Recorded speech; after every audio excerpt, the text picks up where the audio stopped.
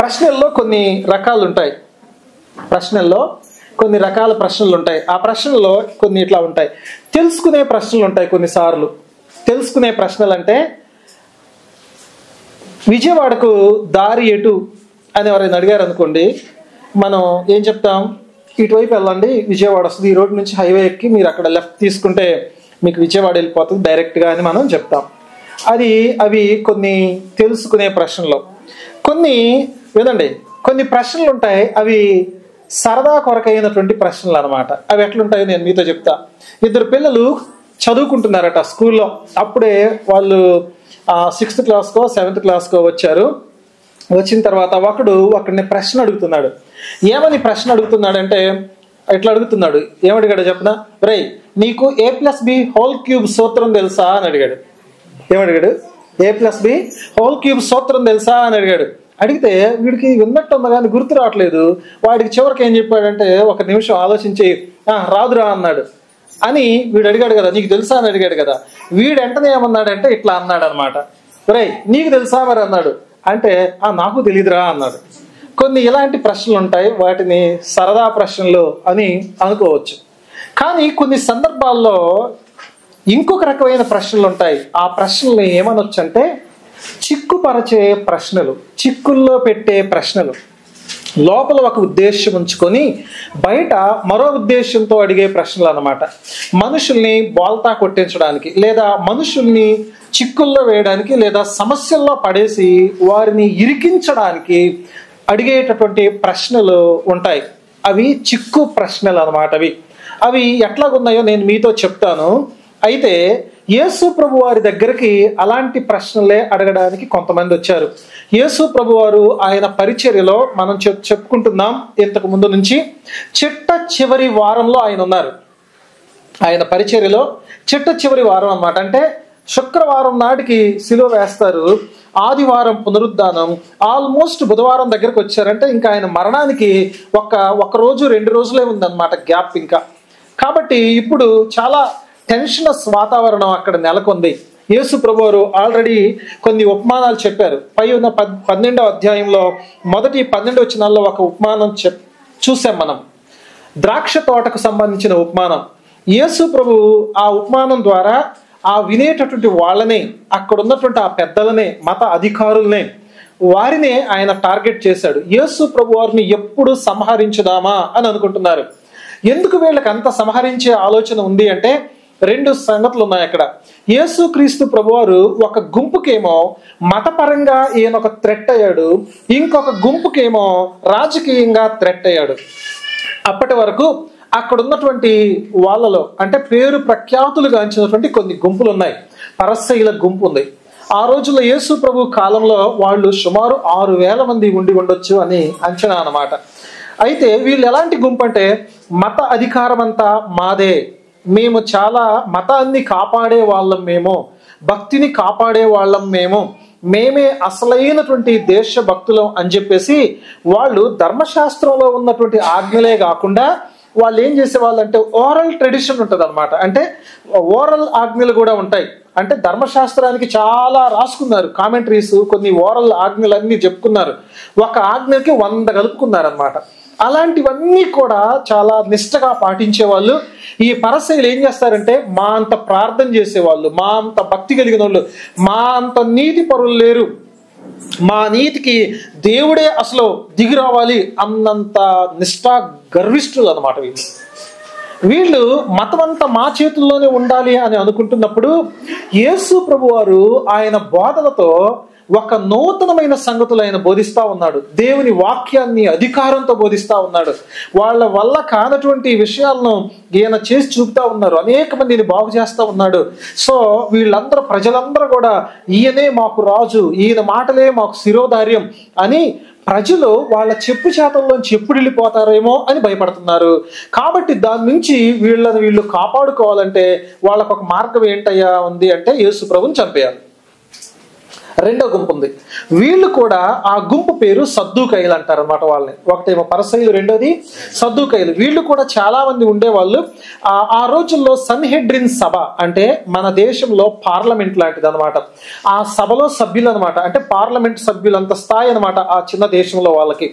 అయితే వాళ్ళు ఎట్లా ఉండేవాళ్ళంటే పార్లమెంట్లో వాళ్ళకి ఎక్కువ కంట్రోల్ ఉండేది వాళ్ళకి. అంతేకాకుండా ధర్మశాస్త్రాన్ని ఉన్నట్టుగా అక్షరార్థంగా వాళ్ళు పాటించేటటువంటి వాళ్ళు అనమాట. వాళ్ళకు కూడా యేసుక్రీస్తు ప్రభువారు సమస్యగానే ఉన్నాడు. ఆ తర్వాత జలోతీయులని ఉన్నారు. ఆ గుంపు అంత పెద్ద ప్రాధాన్యత ఉన్నటువంటి గుంపుగా ఏం లేదు. ఆ తర్వాత మరొక గుంపు ఉంది, ప్రాముఖ్యమైనటువంటి గుంపు, అది హెరోదీయుల గుంపు అనమాట.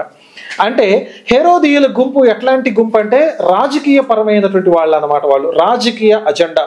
ఇప్పుడు ప్రజలు వీళ్ళేమో మతపరమైన అధికారాలు కలిగి ఉన్నారు, పరిసయ్యులు, సద్దూకయ్యలు, వీళ్ళు జలోతీయులు, వీళ్ళందరూ కూడా. అయితే రాజకీయంగా ఉన్నటువంటి ప్రాముఖ్యమైనటువంటి గుంపు ఏంటంటే ఆ హెరోదీయులు. వాళ్ళు రోమా ప్రభుత్వం యొక్క అధికారాన్ని కాపాడుతూ రోమా ప్రభుత్వానికి ఎప్పుడూ కూడా భజన చేస్తూ ఉండేటటువంటి గుంపు అనమాట వాళ్ళు. అయితే యేసు ప్రభు, హేరోద్ అనే వ్యక్తి రాజు అక్కడ. హేరోద్ ఎవరు చెప్పండి అంటే మహా హేరోద్ ఉన్నాడే, హేరోద్ ది గ్రేట్. యేసు ప్రభు వారు పుట్టిన కాలంలో ఉన్న హేరోద్ ది గ్రేట్ ఆయన చచ్చిపోయాడు. ఆ తర్వాత ఆయన కొడుకులు ఉన్నారు ఒక నలుగురు. వాళ్ళు సామ్రాజ్యాన్ని అంతటినీ కూడా పంచుకున్నారు, ఆ దేశాన్ని పంచుకున్నారు అనమాట. సో వీళ్ళు ఏమని చెప్తారంటే హెరోదు యొక్క పిల్లలు వాళ్ళు ఎవరైతే ఉన్నారో వాళ్ళ అధికారం శాశ్వతంగా ఉండాలి అని మద్దతిస్తూ, హేరోదుకు మద్దతిస్తూ, హేరోదు ఏ ప్రభుత్వం అయితే కైసరు యొక్క అధికారాన్ని కాపాడుతున్నాడో, రోమా ప్రభుత్వం యొక్క అధికారాన్ని కాపాడుతున్నాడో, రోమా ప్రభుత్వానికి విధేయత చూపిస్తున్నాడో, రోమా ప్రభుత్వానికి మద్దతు ఇచ్చేటటువంటి ఒక రాజకీయ పార్టీ లాంటి వాళ్ళు అనమాట వీళ్ళు హెరోదీయులు. ఇవన్నీ మాకెందుకు చెప్తున్నారండి అని చెప్పానంటే యేసు ప్రభు వారు వీరికి కూడా సమస్యగానే ఉన్నారు. కాబట్టి వీరిని ఎలా చేయాలి, కొడదామా ప్రజలు ఒప్పుకోరు, చంపేద్దామంటే చుట్టూ ప్రజలు ఉంటున్నారు, శిష్యులు ఉంటారు. ఆ తర్వాత చట్టపరంగా ఎక్కడ దొరుకుతాడా అని చూస్తున్నారు వీళ్ళు. అర్థమవుతుందా? చట్టపరంగా దొరికితే ఆయన్ని ప్రశ్నించో చిక్కుపెట్టో, ఆయన మాటల్లో చిక్కుపరిస్తే, ఆయన గనక మాటల్లో దొరికిపోతే ఈయన పట్టుకొని మనం చట్టానికి అప్పచెప్తే చట్టం ఆయన శిక్షిస్తుంది, అవసరమైతే మరణశిక్ష కూడా విధిస్తుంది. ఎందుకంటే రోమా ప్రభుత్వం చాలా క్రూరమైన, చాలా కఠినమైనటువంటి ప్రభుత్వం అన్నమాట. కాబట్టి చట్టం శిక్షిస్తే మనకి అడ్డు తొలగిపోద్ది, మన చేతులకి ఇక మట్టి అంటదో అని ఒక అజెండాతో ఉన్నారు యేసు ప్రభు వారి మీద. అంటే భవిష్యత్తు వాళ్ళకి తెలియదు. వాస్తవానికి అయితే శుక్రవారం నాడు గుడ్ ఫ్రైడే, ఆ రోజు సిలువ. కానీ అదంతా తెలియదు కదా వాళ్ళకి. కానీ ప్రభుని ఎలాగైనా సరే ఈయన్ని వదిలించుకోవాలా, ఈయన పేడ విరగడ చేయాలి అని అనుకుంటున్నారు. ఆ రోజుల్లోకి ఒకసారి వెనక్కి వెళ్దాం మనం. ఆ రోజుల్లో ఉన్న పరిస్థితులు ఏంటంటే మీకు అర్థం అవ్వడానికి చెప్తాను నేను మీకు. మన ఆంధ్రప్రదేశ్ రాష్ట్రంలో ఇప్పుడు ప్రభుత్వం ఎవరిది, ఏ పార్టీ ఇప్పుడు ప్రభుత్వంలో ఉంది? ఎన్డీఏ కూటమి ప్రభుత్వంలో ఉంది, అవునా కాదా? ఎన్డీఏ కూటమి ప్రభుత్వంలో ఉంది. అంటే మనకు ముఖ్యమంత్రి చంద్రబాబు నాయుడు గారు మనకు ముఖ్యమంత్రి, అవునా కదా? ఉదాహరణకి తెలుగుదేశం నేతృత్వంలో అందాం, ఓకేనా? సో మనకి తెలుగుదేశం నేతృత్వంలో, నాయకత్వంలో చంద్రబాబు నాయుడు గారు ఇక్కడ ముఖ్యమంత్రి. అయితే ఈయన ముఖ్యమంత్రి అయినప్పటికీ కూడా పైన ఎవరున్నారు? ఇంకా కేంద్ర ప్రభుత్వం ఉంది, నరేంద్ర మోడీ గారు ఉన్నారు ఆయన మీద. ఉదాహరణకి కేంద్ర ప్రభుత్వము, ఇక్కడ రాష్ట్ర ప్రభుత్వం ఉంది. సో ఈ రాష్ట్ర ప్రభుత్వం ఏం చేస్తుందంటే కేంద్ర ప్రభుత్వానికి లోబడి పనిచేస్తుంది, అవునా కదా? సో అక్కడ కూడా అలాంటి పరిస్థితే ఉంది. కానీ ఇప్పుడు మన ప్రభుత్వానికి ఏంటంటే కేంద్రానికి రాష్ట్రానికి మంచి ఫ్రెండ్షిప్ ఉంది కాబట్టి ఇప్పుడు మనకి ఇలా అర్థం కాదు. ఇంకో రకంగా నేను మీతో చెప్తా. 1947 సంవత్సరం కంటే కొంచెం ముందుకు వెళ్ళండి, 1940కి వెళ్ళండి. మీరు వెళ్ళినప్పుడు మన భారతదేశంలో బ్రిటిష్ గవర్నమెంట్ పరిపాలన చేస్తుంది, అవునా కదా? అప్పటికి మొదటి స్వాతంత్ర సంగ్రామం జరిగింది, సిపాయిల తిరుగుబాటు, ఇవన్నీ కూడా జరిగున్నాయి. అంటే మన భారతదేశంలో ఉన్నటువంటి స్వాతంత్ర భారతీయ దేశభక్తులు, మన దేశంలో ఉన్నటువంటి వారు, స్వాతంత్ర సమరయోధులని మనం ఇప్పుడు ఎవరి గురించి చెప్పుకుంటున్నామో వాళ్ళందరూ కూడా ఏమనుకున్నారంటే బ్రిటిష్ వాళ్ళ నుంచి మాకు విముక్తి కావాలి, మమ్మల్ని మేమే పరిపాలించుకుంటాం అన్నారా అనలేదా? అన్నారు. అయితే కానీ ఇలాగ ఉన్నప్పటికీ కూడా అప్పటికి ఆల్రెడీ బ్రిటిష్ వాళ్ళు మనని పరిపాలన చేస్తున్నారా చేయట్లేదా? చేస్తున్నప్పుడు వినండి, కొంతమంది ఏమో మన దేశం తరపున మాట్లాడే వాళ్ళు ఉంటారు. మాకు కావాలి, మా దేశ అధికారం మాకే కావాలి, బ్రిటిష్ వాళ్ళకి మేము ఒప్పుకోం, వాళ్ళు వెళ్ళిపోవాల్సిందే అనే వాళ్ళు ఉంటారు. అట్ ద సేమ్ టైం ఇంకొకళ్ళు ఎవరు ఉంటారయ్యా అని చెప్పదంటే, బ్రిటిష్ వాళ్ళు వెళ్ళిపోవద్దు, వాళ్ళు ఎక్కడే ఉండాలి, వాళ్ళు ఉంటే మంచిది అనే వాళ్ళు కూడా ఉంటారు. అవునా? సో అనుకూలమైన వాళ్ళు ఉంటారు, ప్రతికూలమైన వాళ్ళు ఉంటారు. ఇప్పుడు అట్లాంటి కష్టమైన రోజుల్లో, యుద్ధం జరుగుతున్నటువంటి, స్వాతంత్ర పోరాటాలు జరుగుతున్నటువంటి రోజుల్లో అనుకూలము ప్రతికూలము ప్రజలు ఉన్నప్పుడు వినండి, ఒక ప్రశ్న గనక మిమ్మల్ని వేశారనుకోండి, ఆ ప్రశ్న గనక అవునని చెప్తే వీళ్ళకి కోపం, కాదని చెప్తే వాళ్ళకి కోపం అనే సమస్య వచ్చింది అనుకోండి. అంటే ఎట్లాగంటే సింపుల్గా చెప్తా, పాము కప్పను పట్టింది, విడవమని చెప్తేనేమో పాముకు కోపం, తినేసేయి అని చెప్తేనేమో కప్ప కోపం. అలాంటి పరిస్థితుల్లో ఉండేలాగా యేసు ప్రభువుని ప్రశ్నించారు. ఆ ప్రశ్న ఏంటంటే చూడండి, కాబట్టి నేను ఒక మాట నేను మీతో చెప్తాను, ఆ ప్రశ్నలోకి వెళ్ళడానికి ముందు నేను కొనసాగిస్తాను. ఏంటంటే అలాంటి పరిస్థితుల్లో యేసు ప్రభు వారిని చిక్కుపరచాలి అని చూచినప్పుడు మనం ఈ సందర్భంగా మనం తెలుసుకోవాల్సింది, మనం జ్ఞాపకం చేసుకోవాల్సింది, మనం నేర్చుకోవాల్సిన సంగతి ఏంటంటే, ఈ లోకంలో దేవుని బిడ్డలైనటువంటి వారు, క్రైస్తవులైనటువంటి వారు, వీరికి ఉండేటటువంటి ఆలోచన, వీరి పైన ఉండే ముద్ర ఏంటంటే, వీళ్ళు మన దేశస్థులు కాదు, వీళ్ళు మన మతస్థులు కాదు, లేకపోతే వీళ్ళు ఇంకొక రకమైనటువంటి ప్రజలు, వీళ్ళు పరలోక సంబంధులు అని మాట్లాడుతూ మన ఐడెంటిటీ, మన గుర్తింపును ఈ భూమి మీద తక్కువ చేసి చూపిస్తూ, అవునా, అలా చూపిస్తూ మనల్ని ఇతరులుగానో విదేశీయులుగానో లేకపోతే ఇదేదో తెల్ల దేశస్తుల మతమనో చెప్పుకుంటూ మన దేశానికి దూరం చేసేటట్లుగా మాట్లాడుతూ మనల్ని కూడా కొన్ని ప్రశ్నలు అడుగుతారు. అర్థమవుతుందా నేను చెప్తున్నటువంటి సంగతి? మీకు అర్థమవుతుందా? ఇప్పుడు మీకు ఉదాహరణకు ఒక మాట చెప్తాను. అదేంటంటే వినండి, భారత మాతకి మీరు దండం పెట్టాలి, దండం పెట్టొచ్చా అని అడిగారు అనుకోండి. అలాంటి ప్రశ్న మీ చుట్టూ 2 రకాల వాళ్ళు ఉన్నారు, క్రైస్తవులు ఉన్నారు, అన్యులు ఉన్నారు. దండం పెట్టొచ్చా అని అడిగారు అనుకోండి, అప్పుడు మీరేం చెప్తారు? ఏమని చెప్తారు? అరే పెట్టకూడదు అంటున్నావంటే భారత మాతను నువ్వు అవమానిస్తున్నావు అనే వాళ్ళు ఉంటారు. అంటే భారత మాత ఎక్కడుందో ఏంటో అవన్నీ పక్కన పెట్టండి. ఒకవేళ పెట్టమంటే ఎట్లా ఉంటుంది చెప్పండి? విగ్రహారాధన చేసి దేవుని వాక్యాన్ని ధిక్కరించినటువంటి వ్యక్తి అయ్యే పరిస్థితి వస్తుంది. అంటే అలాంటి చిక్కు రోజుల్లోకి మనం వెళ్తున్నాం రానున్న రోజుల్లో. మీకు అర్థమవుతుందా? అంటే మీరు మోడీ గారికి నమస్కారం చేస్తేనే మీరు దేశభక్తులు అంటే మరి ఆయన బొమ్మ పెట్టుకుని నమస్కారం చేయగలమా? భారత మాతకి మీరు జై అంటేనే, జై శ్రీరామ్ అంటేనే మీరు భారతీయులు అని అంటే మనం అనగలమా? అలాంటి చిక్కు రోజుల్లోకి మనం వెళ్తున్నాం. కాబట్టి ఇలాంటి వాక్య భాగాలు, ఇలాంటి వచ్చిన భాగాలు మనకు కొన్ని జాగ్రత్తలు నేర్పిస్తున్నాయి. మనం ఎలాగుండాలి, ఎలాంటి జాగ్రత్త కలిగి ఉండాలో కొన్ని సంగతులు మనం చూద్దాము. ఈ వచ్చిన భాగాల్లో 4 జాగ్రత్తలు ఉన్నాయి. అంటే చిక్కు రోజుల్లో చిక్కుముడి వేసే వ్యక్తుల మధ్యలో వినండి, చిక్కులు తీయగలగడానికి లేదా చిక్కుపడకుండడానికి 4 జాగ్రత్తలు ఈ వచ్చిన భాగాల్లో ఉన్నాయి. నేను ఒక్కొక్క జాగ్రత్తని నేను మీతో చెప్తాను. మొదటి సంగతి 13వ వచనం ఇలాగుంది చూడండి. మార్కు సువార్త 12వ అధ్యాయము 13వ వచనం ఇలాగుంది. ఆ వచ్చిన భాగాల్లో ఏముందంటే, వారు మాటలలో ఆయనను చిక్కుపరచవలనని పరసయ్యులను హేరోదీయులను కొందరిని ఆయన యొద్దకు పంపారు. యేసు ప్రభు దగ్గరికి ఎందుకు పంపించారంటే చూడండి, మొదటి సంగతి చెప్తున్నాను నేను మీకు. ఇక్కడ పరసయ్యులు ఉన్నారు, హేరోదీయులు ఉన్నారు. ఎవరెవరు ఉన్నారు చెప్పండి? పరసయ్యులు ఉన్నారు, హేరోదీయులు ఉన్నారు. పరసయ్యులు ఎలాంటి వారంటే నేను ఒక సంగతి చెప్తాను. వీళ్ళు పూర్తిగా మతస్థులు, హేరోదీయులు పూర్తిగా రాజకీయ పొలిటికల్ పార్టీ లాంటి వాళ్ళు అన్నమాట. ఆ తర్వాత పరసయ్యులు అందరూ కూడా ఎట్లుంటారంటే ధర్మశాస్త్రము చట్టము, బైబిల్ ధర్మశాస్త్ర చట్టం అంటారు. హేరోదీయులు ఏమంటారంటే కైసరు యొక్క చట్టము, అంటే మాకు బ్రిటిష్ వాళ్ళు అన్నట్టుగా అంటారనమాట. అంటే మీకు కరెక్ట్గా అర్థం చేసుకోవడానికి ఉపయోగపడుతుందని ఇలా చెప్తున్నా. ఎందుకంటే యేసు ప్రభు ఉన్న ఆ రోజుల్లో వాళ్ళ పద్ధతి ఏంటంటే, వాళ్ళ పరిస్థితి ఏంటంటే, ఇశ్రాయేలీలందరూ, యూదులందరూ, పరసయ్యులు, సద్దూకయ్యులు, జెలోతీయులు వినండి, ఇంకెవరైనా సరే వీళ్ళందరి యొక్క పట్టుదల ఏంటంటే మాకు స్వాతంత్రం కావాలి, మాకు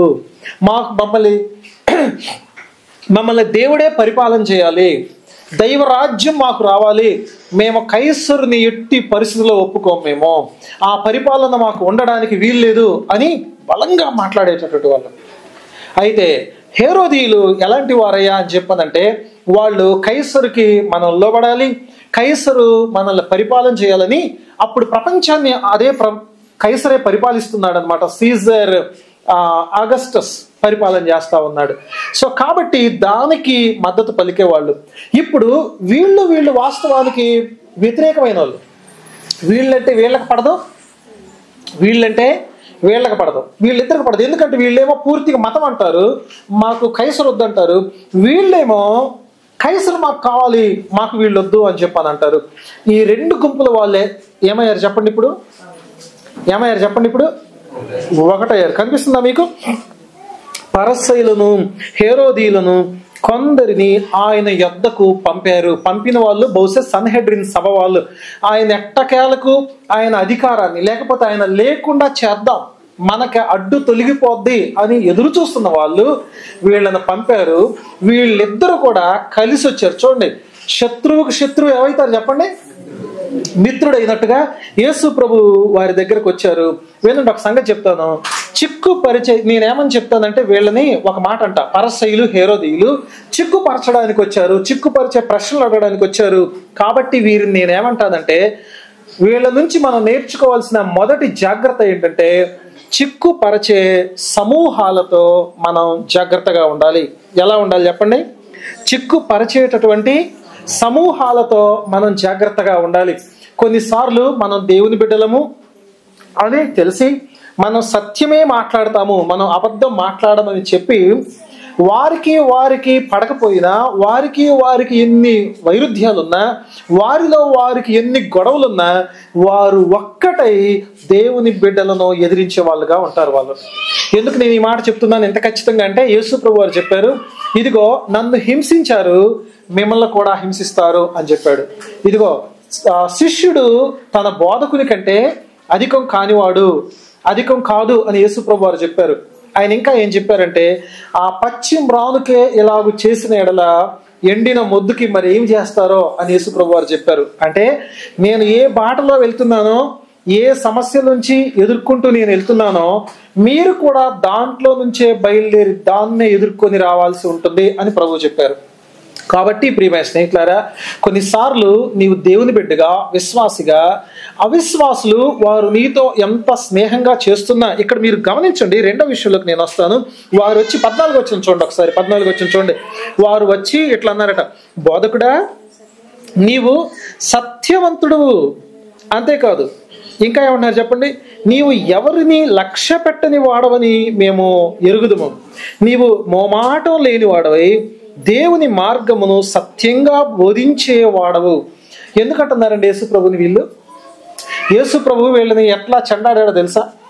పరసయులు శాస్త్రుల్ని ఆయన అనేవాడు, ఏమనేవాడు చెప్పనా? వాళ్ళని సున్నం కొట్టిన సమాధులారా అనేవాడు.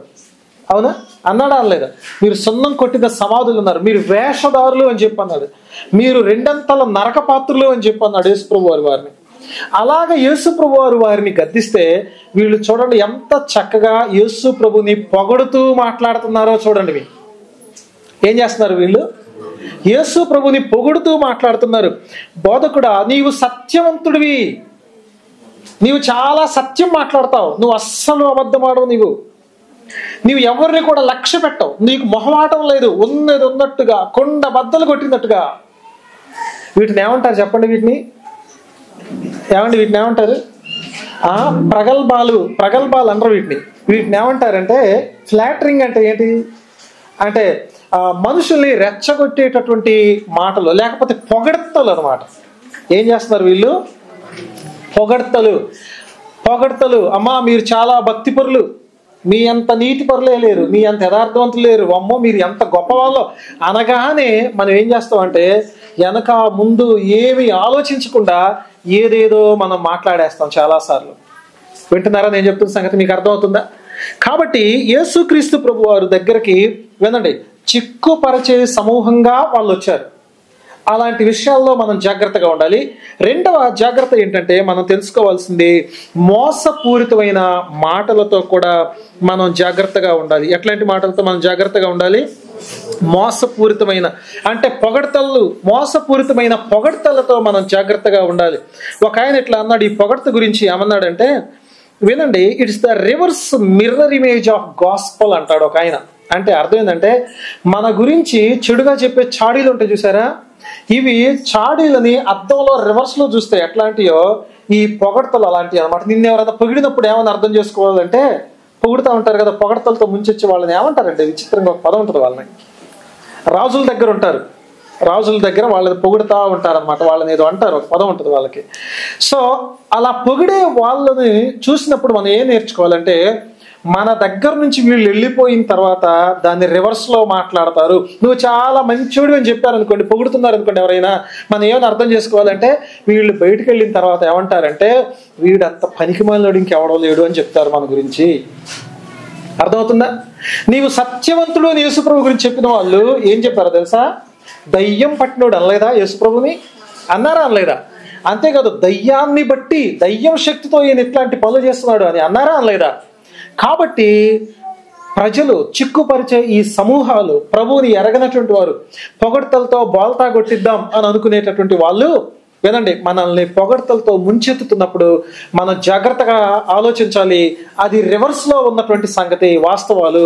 వాళ్ళు ఏం చెప్తారంటే దానికి రివర్స్ లో చెప్తారు అనే విషయాల్ని మనం జాగ్రత్తగా ఆలోచించాలన్నమాట. ఇది రెండవ జాగ్రత్త. ఇప్పుడు మూడో జాగ్రత్త నేను మీ దృష్టికి తీసుకొని వస్తాను. 14 వచ్చిన చివరి నుంచి ఉంటుంది చూడండి. వాళ్ళు ఏమని అడిగారంటే, కైసరుకు పన్నిచ్చుట న్యాయమా కాదా, ఇచ్చేదమా ఇయ్యకుందుమా అని అడిగారట. మూడో సంగతి చూడండి. ఇప్పుడు మనకు ప్రశ్నలు కనపడుతున్నాయి. ఈ ప్రశ్నలు ఎలాంటి ప్రశ్నలు అంటే, వినండి, 2 విధాలుగా చెప్పొచ్చు. ఈ ప్రశ్నలు నేను ఏమన్నానంటే పట్టుబట్టే ప్రశ్నలు లేదా పట్టుకునే ప్రశ్నలు. వింటున్నారా? ఏ ప్రశ్నలు అండి ఇవి? పట్టుకునే ప్రశ్నలు అని ఎందుకు అన్నాను తెలుసా? కైసరుకి ఇద్దామా ఇవ్వద్దా చెప్పు నువ్వు. మనకు పెద్ద ఆ మాట సీరియస్ గా అనిపించకపోవచ్చు, కైసరుకు పన్ను ఇద్దామా ఇవ్వద్దా అంటే. యేసు ప్రభు గనక ఒకవేళ, ఒక మాట చెప్తాను చూడండి, నేను మీకు కొంచెం బ్యాక్గ్రౌండ్ కూడా నేను మీ దృష్టికి తీసుకొని రావాలి. ఇజ్రాయెల్ దేశంలో కొన్ని పన్నులు ఉంటాయి. ఆ పన్నుల గురించి నేను మీ దృష్టికి తీసుకొని వస్తాను. ఎలాంటి పన్నులు అంటే, వినండి, వాళ్ళు ఎట్లాగా చేయాలంటే, పంట వచ్చింది అనుకోండి, వాళ్ళకి 100 బస్తాలు వరి పండింది, ధాన్యం పండింది, గోధుమలు ఉంటాయి కదా ఎక్కువ వాళ్ళకి. పండితే గవర్నమెంట్కి వాళ్ళు ఎంత పన్ను కట్టాలి తెలుసా? 10 బస్తాలు గవర్నమెంట్కి ట్యాక్స్ కట్టాలి. కొన్నిసార్లు 20 బస్తాలు కూడా పన్ను కట్టాలి. వాళ్ళు కష్టపడి 6 కాలం పనిచేసి 100 బస్తాలు పండితే ఎన్ని బస్తాలు ఇవ్వాలంట? కౌలు కూడా ఉండదు కదా అంత. గవర్నమెంట్కి అంత పన్ను కట్టాలి. తర్వాత ఇంకో సంగతి చెప్తాను నేను మీకు. ఈ పన్ను కాకుండా వినండి, మీకు జీతం వచ్చింది అనుకోండి, నెలకు ఒక 30 దేనారాలు సుమారుగా జీతం ఉందనుకోండి. ఉంటే దాంట్లో వినండి, కొంత మళ్ళీ ఇన్కమ్ వచ్చినందుకు ఇన్కమ్కి కొంత ట్యాక్స్ కట్టాలి. ఇన్కమ్ ట్యాక్స్ ఉంది వాళ్ళ దగ్గర, అది తక్కువే ఉంటుంది, 1% ఉంటుంది వాళ్ళకంతే. ఆ తర్వాత మరో విధమైన పన్ను ఉంటుంది వాళ్ళకి. ఆ పన్ను ఎట్లాంటిదంటే దాన్ని పోల్ ట్యాక్స్ అంటారు. ప్రతి సంవత్సరం కూడా ఒక వ్యక్తి ఒక రోజు సంపాదనని గవర్నమెంట్కి పన్ను కట్టాలి. ఎంత సంపాదించాడు? ఉదాహరణకి ఒక తాపీ మేస్త్రి 1000 రూపాయలు సంపాదించాడు అనుకోండి రోజుకి, అంటే ఒకవేళ 500 సంపాదించినా కానీ 1000 రూపాయలు కట్టాలన్నమాట. అంటే యావరేజ్ సగటున ఒక వ్యక్తి సంపాదన ఆ రోజులో 1 దేనారం, అంటే ఈ రోజుల్లో ఒక 1000 రూపాయలు అన్నట్లు లెక్క అనమాట, ఈ రోజు విలువ దానికి. అంటే ప్రతి సంవత్సరం ఒక వ్యక్తి ఒక 1000 రూపాయలు పన్ను కట్టేసేయాలి. మళ్ళీ ఇది కాకుండా మరికొన్ని పన్నులు ఉంటాయి, వాటిని టోల్ ట్యాక్స్ అంటారు. వాటిని మనకి ఇప్పుడు రోడ్డు టోల్ ట్యాక్స్ ఉంది చూసారా? అంటే మనకేంటంటే ఏ కారు వచ్చినా, 50,000 రూపాయల కారు వచ్చినా, 1,00,00,000 రూపాయల కారు వచ్చినా, 100 రూపాయలు ఉందనుకోండి, అది 100 కట్టవద్దు, వెళ్ళిపోద్ది, గొడవ ఉండదు. కానీ ఆ రోజుల్లో టోల్ ఎట్లుండేదంటే, బండిలో మొక్కజొన్నలు తీసుకుపోతున్నాం అనుకో, ఆ టోల్ దగ్గర ఒకడు ఉంటాడు. అర్థమవుతుందా? ఎవరో పొట్టి చెక్క లాంటి వాళ్ళు అనమాట. వాళ్ళు ఏం చేస్తారంటే దాంట్లో ఉదాహరణకి అబ్బాయి మొత్తం ఎంత ఉందో చూసి దాని విలువ 1,00,000 రూపాయలు అవుతుందా, 20% కట్టాయి అన్నాడు అనుకోండి, వాడు ఏమి చేయడానికి లేదు. ఒకవేళ అయ్యా అప్పు ఉంది, అది తీరితే కూడా ఇంకా మళ్ళీ 1,00,000 అప్పు ఉంటుంది, 2 లక్షల అప్పు, ఇది అమ్మితే 1,00,000 వస్తుంది, 1,00,000 అప్పు ఉంది అన్నాడు అనుకోండి, నువ్వు ఈసారి కట్టనందుకు దీనికి 3 రెట్లు నువ్వు కట్టాలి అన్నాడు అనుకోండి, ఎవడేం చేయలేదు. అలా పన్ను కట్టలేకపోతే రోమా సైనికులకు పట్టించి కొట్టించి చాలా తీవ్రంగా శిక్షిస్తారు. అందుకే అట్లాంటి సుంకపు గుత్తదారులు అంటే చాలా అసహ్యం అనమాట ఆ దేశంలో ఉన్న వాళ్ళకి. ఎందుకంటే ప్రజల్ని బాగా పీడిస్తున్నారు, ఏ మాత్రం కూడా నెమ్మది లేకుండా చేస్తున్నారు, ఏ మాత్రం కూడా ప్రజలకి అసలు మిగులుబాటే లేకుండా అవుతుంది. రెండో సంగతి ఏంటంటే ఈ పోల్ ట్యాక్స్ అని చెప్పానే, ఒకరోజు సంపాదన, అది కడుతున్నప్పుడు ఆ కట్టేది దేనారం, ఒక నాణ్యం అన్నమాట.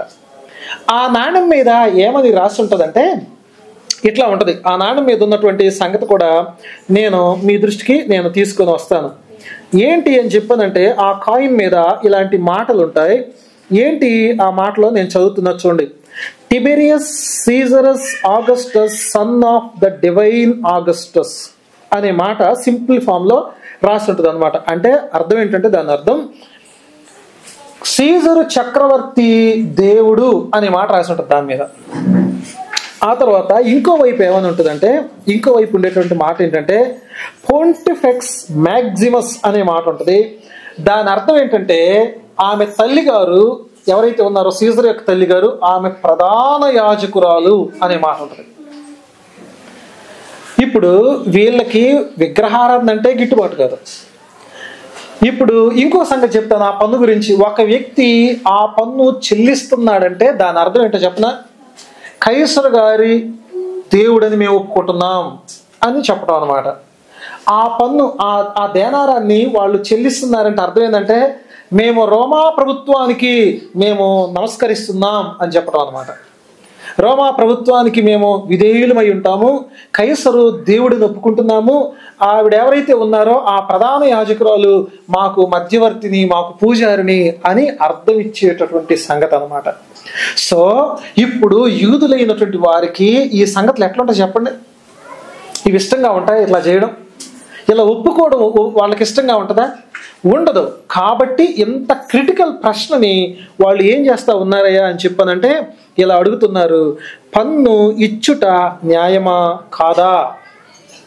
ఇప్పుడు ఎవరున్నారు? 2 గుంపులు ఉన్నారు. వ్యతిరేకించే గుంపు ఉంది, అనుకూలించే గుంపు ఉంది. ఈ 2 ఒక్కటై ఈయన్ని ఈ దెబ్బతో ఈయన్ని మటాష్ చేసేయాలా. ఎస్ చెప్పినా అరెస్ట్ అవుతాడు, నో చెప్పినా అరెస్ట్ అవుతాడు యేసుప్రభువు. కట్టండి పన్ను అని చెప్పి అన్నారు అనుకోండి, ప్రజలందరూ ఏమంటారంటే ఆయన ముఖం మీద ఆయన విడిచిపెట్టి వెళ్ళిపోతారు. అరెస్ట్ అవ్వడు, బట్ ముఖం మీద నుంచి విడిచి వెళ్ళిపోతారు. ఎందుకంటే రోమా ప్రభుత్వానికి సాగిలపడమని నువ్వు ఒక యూదుడిగా నువ్వు చెప్తావా? అసలు నీకు బుద్ధి ఉందా ఏమాత్రం అన్నా అని ప్రజలందరూ ఎదుట ఆయనకు వ్యతిరేకత వచ్చేస్తుంది. సో ఒక రకంగా చిక్కు అయిపోతుంది. పన్ను కట్టండి, పన్ను కట్టొద్దు అని చెప్పి అన్నాడు అనుకోండి యేసుప్రభు వారు, పన్ను కట్టొద్దు అని చెప్పి అన్నారు అనుకోండి, వెంటనే హేరోదీయులు అప్పటికప్పుడు ఆయన్ని అరెస్ట్ చేసి కైసరు దగ్గరికి తీసుకెళ్తారు. పరసయుల మద్దతు కూడా ఉంది కాబట్టి ఇమ్మీడియట్ గా ఆయన్ని అరెస్ట్ చేసేస్తారు, ఏ శిక్ష అయినా విధించేస్తారు.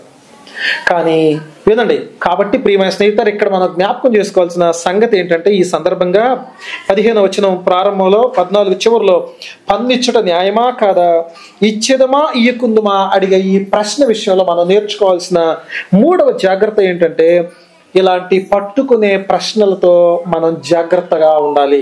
ఎలా ఉండాలి చెప్పండి? మీకు కొన్ని ప్రశ్నలు చెప్తాను నేను మీకు ఇప్పుడు.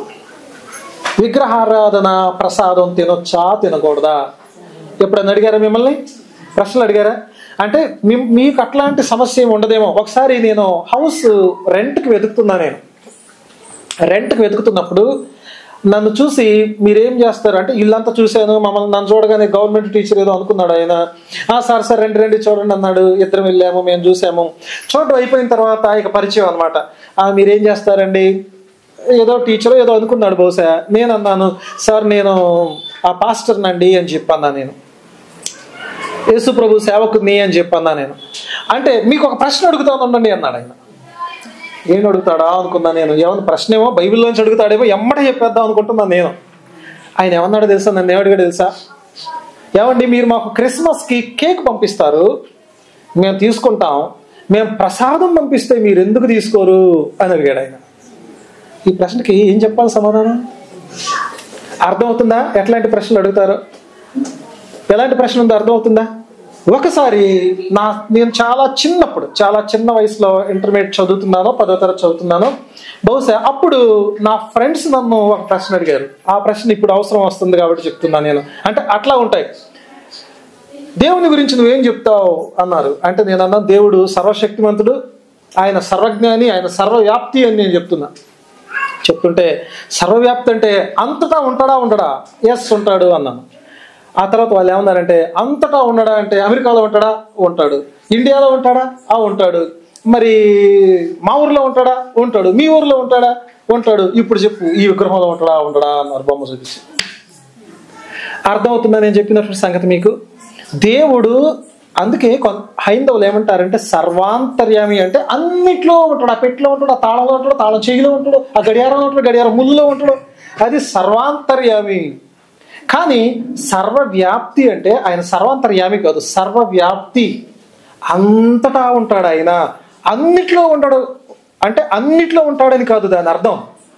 దాని అర్థం ఏంటంటే అంతటా ఉంటాడు. ఒకవేళ ఆయన అంతటా ఉండేవాడు కాదండి, ఆయన ఉండని స్థలం లేదు. వాస్తవానికి సర్వవ్యాప్తి అంటే దాని అర్థం అదే.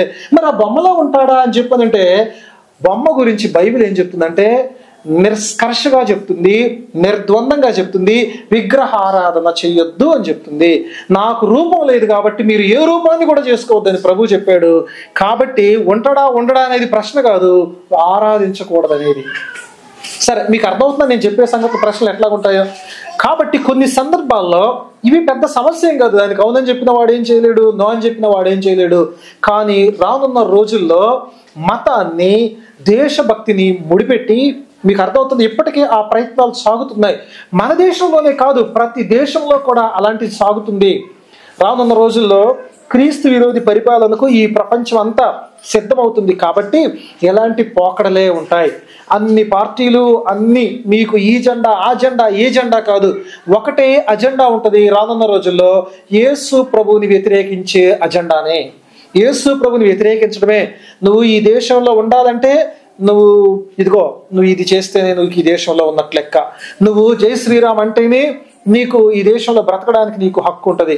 లేకపోతే నువ్వు భారత మాతకు నువ్వు ఏదన్నా ప్రసాదం అర్పిస్తేనే, బలి అర్పిస్తేనే నీవు ఈ దేశ పౌరుడు, లేకపోతే నువ్వు దేశద్రోహివి. అలాంటి పరిస్థితులు వస్తాయి. వింటున్నారా? కాబట్టి యేసు ప్రభుకి అలాంటి పరిస్థితి వచ్చింది. సో బీ కేర్ఫుల్, చాలా జాగ్రత్తగా ఉండాలి. ఏంటంటే ఈ పట్టుకునేటటువంటి ప్రశ్న నాలుగోది. అయితే మూడవ సంగతి. ఇప్పుడు నాలుగో విషయంలోకి వద్దాం. యేసు ప్రభు చూడండి 15 నుంచి 16, 17 వచనాలు మనం ఇప్పుడు చదువుదాం. ఆయన ఏమన్నాడో చూడండి.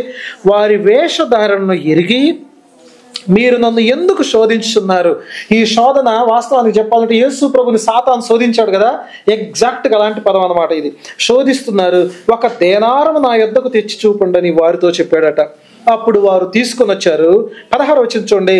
ఆయన ఈ రూపమును పై వ్రాతయు ఎవరివి అని వారు అడగగా వారు అన్నారట, కైసరువి అని చెప్పారట. యేసుప్రభు ఏం చేస్తున్నాడో చూడండి. ఒకటి, యేసుప్రభు విధానం చూడండి. నాలుగో సంగతి, నాలుగో జాగ్రత్త ఏంటంటే యేసుప్రభు విధానం ఆచరించడంలో మనం జాగ్రత్తగా ఉండాలి. ఎన్ని జాగ్రత్తలు చెప్పాను నేను మీకు? ఇప్పుడు 4 చెప్పాను. మొదటి జాగ్రత్త చెప్పండి మీరు. ఏమండి? చిక్కుపరిచే సమూహాల విషయంలో అలర్ట్గా ఉండాలి, జాగ్రత్తగా ఉండాలి. ఆ తర్వాత రెండవ సంగతి ఏంటంటే పొగడతలు. వింటున్నారా? పొగిడేటటువంటి లేదా దాన్ని ఏమని చెప్పుకుందాం మనం రెండో మాటని? ఏదండి? మోసపూరితమైనటువంటి పొగడతలతో మనం జాగ్రత్తగా ఉండాలి. మూడవ సంగతి ఏంటంటే పట్టుకునేటటువంటి ప్రశ్నలతో మనం జాగ్రత్తగా ఉండాలి. నాలుగవది, ఇలాంటి జాగ్రత్తలు ఎలాంటి పరిస్థితుల్లో యేసు ప్రభు యొక్క విధానం అనుసరించడంలో మనం జాగ్రత్తగా ఉండాలి. ఏంటి ఆయన విధానం అని అంటే చూడండి, నేను మీకు చెప్తాను. మీకు 15వ వచనంలో చూడండి మీరు ఒకసారి. ఆయన అడిగితే మొట్టమొదటిగా ఆయన వాళ్ళ వేషధారణ ఎరిగాడు. వాళ్ళ హృదయం ఏంటో, వాళ్ళ మోటివ్ ఏంటో, వాళ్ళ ఉద్దేశం ఏంటో ఎరిగాడు యేసు ప్రభువు. అది గ్రహించాడు ఆయన. వీళ్ళు దేనికంటున్నారు? పొగడతల ఊరికే పడిపోలేదు. వాళ్ళు ఏదో మాట్లాడగానే ఈయన ఏదో గందరగోళం అయిపోలేదు. వాళ్ళ ఉద్దేశాన్ని ఎరిగాడు. రెండో సంగతి ఏంటంటే ఆ ప్రశ్నకి యేసు ప్రభువు తిరిగి మళ్ళీ ప్రశ్నించాడు. ఏమని ప్రశ్నించాడో తెలుసా? నన్ను ఎందుకు శోధిస్తున్నారు అని ఆయన ప్రశ్నించాడు. తర్వాత ఇంకో ప్రశ్న కూడా అడిగాడు. దాని మీద రూపం ఏంటి, పైరాత ఏంటని ప్రశ్నించాడు. చాలాసార్లు మనం అనుకుంటాము క్రైస్తవులుగా, దేవుని బిడ్డలుగా, అందరూ వినాలి మీరు. చాలాసార్లు మనం అనుకుంటాము దేవుని బిడ్డలుగా, క్రైస్తవులుగా ఏ ప్రశ్న అడిగినా సరే జవాబు చెప్పడమే మన సంగతి అని అనుకుంటాం. ప్రశ్నలకు అంతం ఉండదు. నువ్వు ఒక ప్రశ్నకి చెప్తే ఇంకో ప్రశ్న వేస్తారు, ఇంకో ప్రశ్నకి చెప్తే ఇంకో ప్రశ్న వేస్తారు. ఎట్టకేలకు నిన్ను ఎక్కడ పడేద్దామా అంటే నిన్ను ఎక్కడ చిక్కుల్లో పడేద్దామా అని వాళ్ళ ఆలోచన ఉంటుంది. కాబట్టి అలాంటి ప్రశ్నలకు నువ్వు సమాధానం చెప్పడం కంటే ముందుగా వారి ఆలోచన, వారి నమ్మకము ఏదైతే ఉంటుందో దాన్ని ప్రశ్నించడం మనం నేర్చుకోవాలి. యేసు ప్రభు ప్రశ్నకు ప్రశ్న వేసాడా వేయలేదా? ఏమంటనే అడిగిన దానికల్లా చెప్పాడు. ఆ మాటకు వస్తే యేసు ప్రభు ఆయన అడిగిన ప్రశ్నలకు జవాబులు డైరెక్ట్గా చెప్పిన దానికన్నా ఆయన అడిగిన ప్రశ్నలకు ప్రశ్నలతోనే సమాధానం చెప్పాడు. వాళ్ళు ఆలోచించేలాగా చేశాడు. అర్థమవుతుందా? వాళ్ళు ఏ విధానంలో అయితే అడిగారో, పన్ను గురించి, ఆ కాయిన్, ఆ నాణ్యాన్ని గురించి మాట్లాడారో అక్కడనే వాళ్ళని ఆలోచింపజేసి సమాధానం చెప్పాడు. అది యేసు ప్రభు యొక్క విధానం. ఈరోజు ఉదయం ఒక సహోదరి నాతో చెప్తుంది ఒక మాట, మీరేం కంగారు పడకండి, భోజనం తయారు చేశారు మీకు, ఓకేనా? కరెంటు పోయేసరికి చీకటి పడిందేమో, రాత్రి పోతుంది, ఎప్పుడు వెళ్ళాలా, మేము ఎప్పుడు వండుకొని తినాలి అన్నట్టు చూస్తున్నారు మీలో కొంతమంది. యేసు ప్రభు వారు ఈరోజు ఉదయం నాతో ఒక సహోదరి ఒక ప్రశ్న అడిగింది. ఏమని అడిగిందంటే, ఆమెకున్న ఒక ఫ్రెండ్, ముస్లిం ఫ్రెండ్ ఇలాగా అడిగిందట. ఏమని అడిగిందంటే, మీ బైబిలు మా ఖురాను రెండు ఒకటే, నువ్వు యేసు ప్రభువుని నమ్మి అవే పాటించక్కర్లేదు, మాది పాటించినా సరిపోద్ది అని చెప్పి అన్నదంట. అన్నా దీనికి ఎలా సమాధానం? రెండు ఒకటేదంట కదన్నా అని అన్నది. ఏమని చెప్పి అంటున్నావే? రెండు ఒకటే అంటే నేను అన్నాను, రెండు పాటల పుస్తకాలు ఉంటే రెండు పాటల పుస్తకాలు తీసుకొని ఈ రెండు ఒకటేనా అన్నాను. రెండు ఒకటే అన్నది. ఇప్పుడు పాటల పుస్తకాన్ని బైబిల్ పట్టుకొని చెప్పాను, ఈ రెండు ఒకటేనా అన్నాను. కాదు అన్నది. మరి రెండు పట్టుకొని మీరు చూస్తే ఆ సైజు ఒకటి కాదు, వాటిలో ఉండే పేజీలు ఒకటి కాదు, వాటిలో ఉండే స్టోరీలు ఒకటి కాదు, వేరువేరుగా వైరుధ్యంగా ఉంటాయి. మరి ఒకటి ఎలాగవుతుంది అని నువ్వేం చేయాలంటే ప్రశ్నించాల్సింది అన్నా నేను. ఒకటే అంటే ఏం చేయాలి చెప్పండి? ఆ రెండింటిని పట్టుకొని ప్రశ్నించాల్సింది. ఇంకా నువ్వేం ప్రశ్నించవచ్చు తెలుసా? వాళ్ళని, బైబిల్ ఎప్పుడు రాయబడిందో నీకు తెలుసా? ఖురాన్ ఎప్పుడు రాయబడిందో నీకు తెలుసా? రెండు ఒకటే అయితే ఒక దాంట్లోంచి ఒకటి కాపీ కొట్టి ఉండాలా, ముందు రాసిన దాంట్లోంచి వెనక కాపీ కొట్టి ఉండాలి. సో ముందు ఏది రాశారు? బైబిల్ రాశారు. తర్వాత ఎప్పుడు రాశారు అంటే బైబిల్ క్రీస్తు పూర్వం 1500 నుంచి క్రీస్తు శకం 1 వరకు రాస్తే ఇది క్రీస్తు శకం 700లో రాయబడింది. కాబట్టి ముందు బైబిల్ రాశారు, తర్వాత ఖురాన్ రాశారు. సో దేంట్లోంచి ఏది కాపీ కొట్టారు నువ్వే చెప్పు అంటే అయిపోయాయి. అర్థమవుతుందా? సో మనం ఎందుకు ప్రశ్నించలేమంటే చాలాసార్లు మనకు బైబిలే తెలియదు, బైబిల్లో ఉండే 66 పుస్తకాలు తెలియదు, బైబిల్లో ఏ సంగతులు ఉన్నాయో తెలియదు, అందులో ఉండే చరిత్ర ఏంటో మనకు తెలియదు. ఆదివారం వచ్చి ఒక 2 గంటల సేపు ఆరాధనలో కూర్చొని వాక్యం వెళ్ళిపోతే అయ్యి బాబోయ్ మేము ఎంత భక్తిపరంలో తెలుసు, అసలు ఒక ఆదివారం కూడా మేము ఎగ్గొట్టాం అనుకుంటాం. అవునా కదా? మనం మిగిలినటువంటి మతాల గురించి కూడా తెలుసుకోవాలి. అంటే తెలుసుకోవడం అంటే చరిత్ర ఏంటి, చారిత్రకత ఏంటి, కథ ఏంటి, యేసు ప్రభు దేవుని యొక్క వాక్యంలో ఉన్న చరిత్ర ఎట్లా ఉంది, యేసు ప్రభు ఎలాగున్నాడు, ఆయనకి మిగిలినటువంటి వారికి డిఫరెన్స్ ఏంటో తెలుసుకోవడం పొరపాటు కాదు. యేసు ప్రభు వారు ప్రశ్నతోనే సమాధానం చెప్పాడు ఆయన. ఇది యేసు ప్రభు విధానం. అర్థమవుతుందా? ప్రశ్నకు ప్రశ్నే సమాధానం చెప్పాడు. చెప్తే వాళ్ళు ఏమడిగారు చెప్పండి? ఏం చెప్పారు చెప్పండి సమాధానం? వాళ్ళు ఈ రూపము పైవ్రాత ఎవరి చెప్పండి అంటే ఏమన్నారు చెప్పండి? కైసరు అండి. ఇవన్నీ కూడా కైసర్ రాత, అది కైసర్ గురించి రాత, ఆ బొమ్మ కైసరుది అంటే యేసు ప్రభు ఏమన్నాడంటే కైసరుది కైసరుకి ఇవ్వండి, దేవునిది దేవునికి ఇవ్వండి అన్నారు. వీళ్ళకి ఇంక ఏం మాట్లాడాలో అర్థం కాదు, ఏం చెప్పాలి అంటే రెండింటికి సమాధానం చెప్పేశాడు ఈయన. రెండింటికి సమాధానం దొరికిపోయింది. కైసరుని కాదనలేదు, దేవుణ్ణి కాదనలేదు, మతాన్ని కాదనలేదు, రాజకీయాన్ని కాదనలేదు. అంటే వినండి, ఇక్కడ యేసు ప్రభు వారు రెండింటిని మాట్లాడుతున్నాడు. కైసరుడు కైసరుకి. వినండి, ఎట్లాగా మనం దీన్ని అర్థం చేసుకోవాలంటే అలాంటి క్లిష్ట పరిస్థితులు, అలాంటి చిక్కు పరిస్థితులు వచ్చినప్పుడు ఒకటి ఎట్లాగొస్తుందంటే గవర్నమెంట్, 2 మతము లేదా విశ్వాసం. అంటే ప్రభుత్వము విశ్వాసము, ఈ 2 ఎట్లాగుంటాయంటే దేవుని వాక్యం కొన్ని విషయాలు చెప్తుంది. నేను మీకు చెప్తాను వాటిని. మీరు ఒక్కసారి బైబిల్లో రోమీలకు రాసిన పత్రికలోకి రండి. మీరు ఒకసారి రోమీలకు రాసిన పత్రిక 13వ అధ్యాయంలోకి మీరు రండి ఒకసారి. రోమీలకు రాసిన పత్రికలో 13వ అధ్యాయంలో 1 నుంచి 7 వచనాల్లో ఇలా ఉంటుంది. నేను చదువుతున్నాను, ఒకసారి నేను చదువుతున్నా చూడండి. ప్రతి వాడును పై అధికారులకు లోబడి ఉండవలను, ఏలయనగా దేవుని వల్ల కలిగింది తప్ప మరి ఏ అధికారము లేదు. ఉన్న అధికారములు దేవుని వల్లనే నియమించబడ్డాయి. అధికారాలు ఈ లోకంలో ఉన్న ప్రతి అధికారం దేని వల్ల కలిగిందట? ఎవరు నియమించారంట? వినండి, ఇప్పుడు చంద్రబాబు నాయుడు గారు ముఖ్యమంత్రి అయితే ఎవరు నియమించారు? జగన్మోహన్ రెడ్డి అయినా కానీ ఎవరు నియమిస్తారు? మోడీ గారు పెట్టిన ఎవరు నియమించినట్టు అయింది? ప్రతి అధికారం దేవుని వల్ల కలిగిందట. చూడండి ఈ 2వ వచనం చూడండి. కాబట్టి అధికారం ఎదిరించేవాడు దేవుని నియమాన్ని ఎదిరిస్తున్నాడు. అధికారాన్ని ఎదిరించకూడదు, అధికారాన్ని ధిక్కరించకూడదు. ఎదిరించేవారు తమ మీదికి తామే శిక్ష తెచ్చుకుంటారు. ప్రభుత్వం చేసేవారు చెడ్డ కార్యాలకే గాని మంచి కార్యాలకు భయంకరులు కారు. నీకు మేలు కలుగుటకు అధికారులు దేవుని పరిచారకులు. చదువుతున్నారు, మీరు చూస్తున్నారా వచనాలు? 13వ అధ్యాయం రోమా పత్రిక 13వ అధ్యాయం 4వ వచనంలో 3వ లైన్, మేలు చేయుము అప్పుడు వారి చేత మెప్పు పొందుదు. నీవు చెడ్డది చేసిన ఎడల భయపడకుము. వారు ఊరకయే ఖడ్గము ధరించరు. కీడు చేయు వారి మీదికి ఆగ్రహము చూపుటకై వారు ప్రతీకారము చేయు దేవుని పరిచారకులు.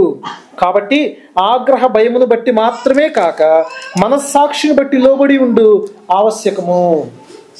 అంటే వాళ్ళు ఏదో కోప్పడతారు, శిక్షిస్తారని కాదు, మనస్సాక్షిని బట్టి, దేవుణ్ణి బట్టి నువ్వు ప్రభుత్వానికి లోబడై ఉండాల్సి ఉంది. కొన్నిసార్లు ఏంటంటే కొన్ని సంఘాల్లో ప్రత్యేకించి నేను చెప్తాను, కొన్ని గ్రామాల గురించి వింటున్నప్పుడు చాలా బాధ అనిపిస్తుంది. కొన్ని సంఘాల గురించి వింటున్నప్పుడు అంటే రాజకీయాలంటే ప్రాణం తీసుకుంటారనమాట. ఇంకా వింటున్నారా? కొంతమంది జగన్ పార్టీ వాళ్ళు ఉంటారు, చంద్రబాబు నాయుడు అంటే అస్సలు తట్టుకోలేరు. కొంతమంది చంద్రబాబు నాయుడు పార్టీ వాళ్ళు ఉంటారు, జగన్ అంటే అస్సలు తట్టుకోలేరు అనమాట. నేనేమంటాను, అట్లాంటి వాళ్ళని అసలు క్రైస్తవులు అనుకోకూడదు అంటాను నేను. వాళ్ళు విశ్వాసులు కాదు అని చెప్తాను నేను. నా లెక్కలో వాళ్ళు రక్షించబడలేదు అని చెప్తాను నేను.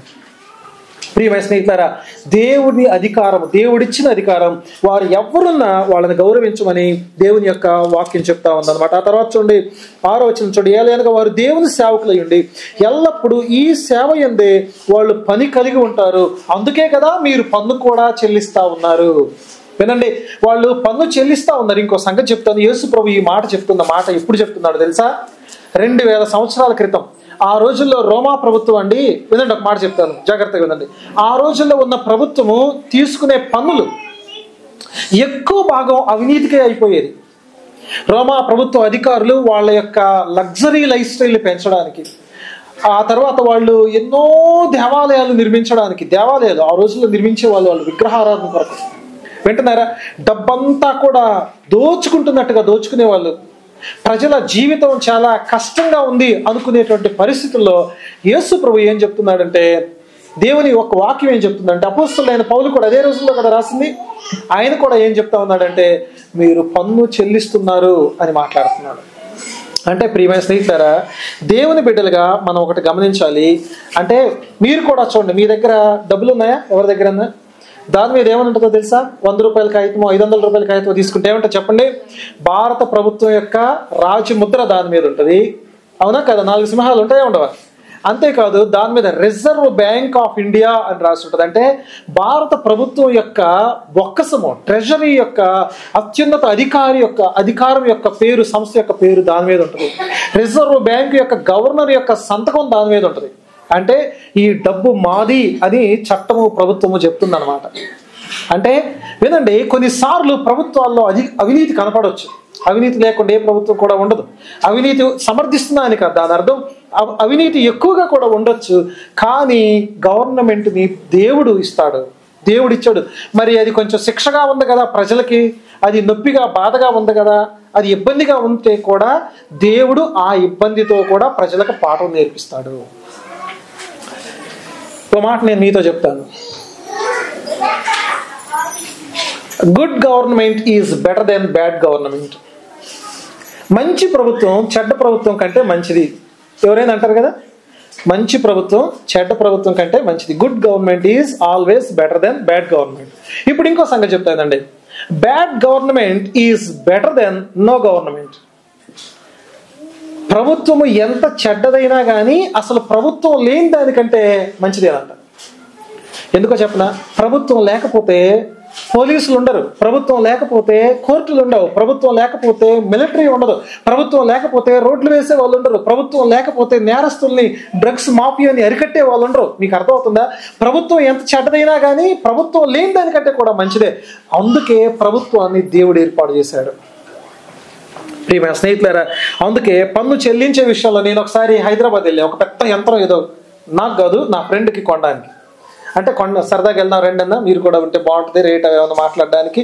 అప్పుడు ఎప్పుడు 6-7 సంవత్సరాల క్రితం దాని ఖరీదు 10 లక్షలు 13 లక్షల మధ్యలో ఉంది. ఎంత?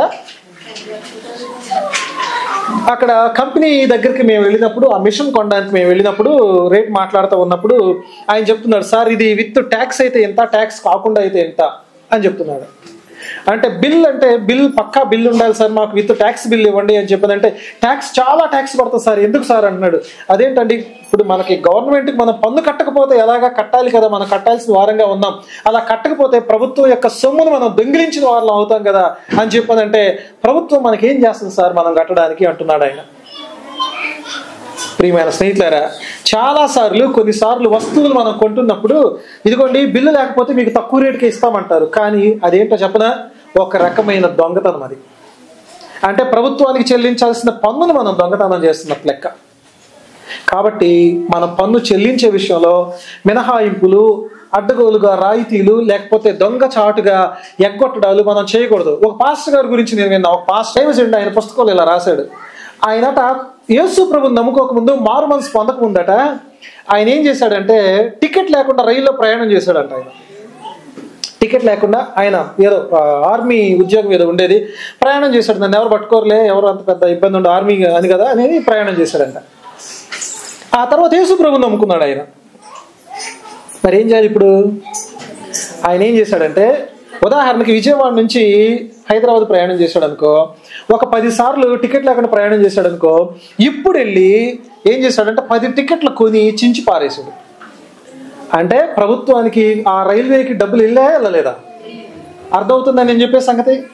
అలా చేశాడట. ఎక్కడో తెలియకుండా వాళ్ళకి ఇవ్వాల్సిన డబ్బుని ఎగ్గొట్టేశాడు. అంటే ఇస్తా అని చెప్పేసి రోజులు మారిపోయాడు, వాళ్ళు మర్చిపోయారు. ఇంకా ఆ తర్వాత వెళ్ళి, సార్ నీకు 1999వ సంవత్సరంలో మీకు 2000 ఇవ్వాలండి, దాని విలువ ఇప్పటికి ఎంత అవుతుంది, ఇప్పుడు కనీసం దాన్ని ఎంత లెక్కేసుకుని 10,000 అవుతుంది అని ఆ డబ్బులు ఇచ్చేసాడంట వాళ్ళకి. ఒక బ్రదర్ నాతో చెప్తున్నాడు, యేసు ప్రభువుని నమ్ముకోక ముందట కట్నం తీసుకొని పెళ్లి చేసుకున్నాడంట. యేసు ప్రభువుని నమ్ముకున్న తర్వాత ఇప్పుడు ఎట్లా నేను తీసుకోకూడదు కదా అని ఆలోచించి వాళ్ళ అత్తమామల దగ్గరికి వెళ్ళి, అంకుల్ నాకు అప్పుడు తెలియక నేను కట్నం తీసుకొని పెళ్లి చేసుకున్నాను, కాబట్టి ఇదిగోండి మీ కట్నం నాకొద్దు, నాకు ఇష్టం లేదు, మీరు తీసుకోవడానికి ఇచ్చాడంట. ఇట్లాంటి అబ్బాయిలు మన సంఘంలో అంటే ఎంత బాగుంటుంది చెప్పండి. అర్థమవుతుందని నేను చెప్తున్న సంగతి వినండి. పన్ను విషయంలో అంటే ఇవన్నీ కూడా ప్రాక్టికల్ విషయాలు నేను మీతో చెప్తున్నాను. అంటే దేవునికి ఎవరికి చెల్లించాలో వారికి మనం చెల్లించాల్సి ఉంది. ఎస్పెషల్లీ గవర్నమెంట్ విషయంలో మనం చెల్లించాల్సి ఉంది. రెండో సంగతి చూడండి, దేవునివి దేవునికి అన్నాడు. యేసు ప్రభువు ఏం చెప్పాడు చెప్పండి. ఇప్పుడు వినండి, ఈ రూపము, ఆ ఇమేజ్ అనేది, ఆ లైక్నెస్ అనేది కైసరుది అని అడుగుతున్నాడు. దాని మీద కైసరు యొక్క సంతకం ఉంది, లేదా మన డబ్బుల మీద రిజర్వ్ బ్యాంక్ యొక్క సిగ్నేచర్ ఉంది, వాళ్ళ ముద్ర ఉంది, కాబట్టి అది ప్రభుత్వానికి చెందాల్సింది, మనం దానికి ఇవ్వాలి అని మనం అనుకుంటున్నాం. ఇప్పుడు సంగతి చెప్తా. ఇదే రూపము, వినండి, స్వరూపము, పోలిక, ఈ మాట ఎక్కడి నుంచి వచ్చిందో తెలుసా? ఈ రూపం అనే మాట ఎగ్జాక్ట్ గా ఆదికాండంలో 1వ అధ్యాయం 26వ వచనంలో ఉండే ఆ రూపానికి సంబంధించిన అలాంటి మాట ఇక్కడ ఉంది. దేవుడు ఆయన తన స్వరూపాన్ని, తన పోలికని కూడా ఎవరికి ఇచ్చాడంట? ఆయన మనిషిని ఎట్లా చేశాడు దేవుడు తన స్వరూపము చొప్పున తన పోలికలో ఆ నరులను అనే మాట తీసి మనలను అన్నాం. దేవుడు మన చేశాడా చేయలేదా? మనం అందరం కూడా ఆయన స్వరూపంలో, ఆయన పోలికలోనే ఉన్నామా లేదా? కాబట్టి ఇప్పుడు మనం ఎవరికి చెందామని చెప్పండి. ఇప్పుడు సరే, డబ్బులు అంటే గవర్నమెంట్ కట్టాం పన్ను. ఇప్పుడు డబ్బులు గవర్నమెంట్ కట్టావు, దేవుడినే మర్చిపోయావు నువ్వు. ఇప్పుడు నువ్వు ఎవరికి చెందుతున్నావు?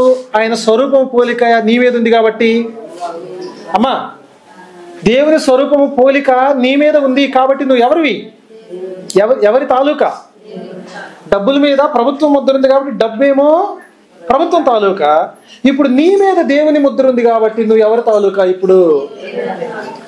ఇప్పుడు అందుకే దేవుని యొక్క వాక్యం ఇలా చెప్తుంది, మీరు భోజనం చేసినా పానం చేసినా దేవుని యొక్క మహిమ కొరకు చేయాలి. కొన్ని సంగతులు నేను మీతో చెప్తున్నా. మనం ఎందుకు దేవుని కొరకు జీవించాల్సిన అవసరం ఉందో ఒక 4 విషయాలు చెప్పి నేను ముగించి వేస్తాను. మనం ప్రార్థన చేసుకున్నాం. 1, వినండి, దేవుని కొరకు, దేవుని స్వరూపాన్ని, పోలికను మనం కలిగి ఉన్నాం కాబట్టి